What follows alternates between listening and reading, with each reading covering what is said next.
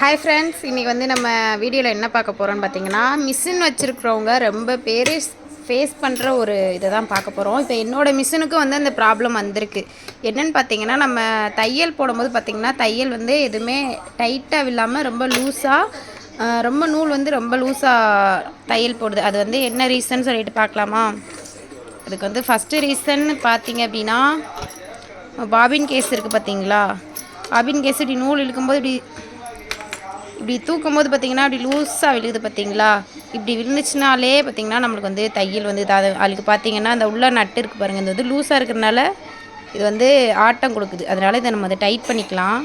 நம்ம மிஷின் வாங்கும்போதே பார்த்திங்கன்னா நம்மளுக்கு வந்து இந்த மாதிரி ஒரு ஸ்க்ரூ ட்ரைவர் வந்து கொடுத்துருவாங்க டைட் பண்ணுறதுக்கு. இதை வச்சு நம்ம கரெக்டாக வந்து இதை வந்து டைட் பண்ணிக்கலாம். இப்போ பார்த்திங்கன்னா இதை நம்ம வந்து டைட் பண்ணியாச்சு. நம்ம அப்போலேயே பார்த்திங்கன்னா இப்படி தூக்கும் போதே நூல் வந்து சரசரன்னு கீழே போச்சு. இப்போ பார்த்திங்கன்னா நல்லா டைட்டாக பிடிச்சிக்கிச்சு. இப்போ நம்ம இதை வந்து நம்ம தைக்க ஆரம்பித்தோன்னா தையல் வந்து நல்லா ஸ்ட்ராங்காக விடும். நான் வந்து தச்சு காமிக்கிறேன் பாருங்கள். இப்போ பார்த்திங்கன்னா நான் வேஸ்ட்டு துணி எடுத்திருக்கேன். இதை வந்து நம்ம தைச்சு பார்க்கலாம்.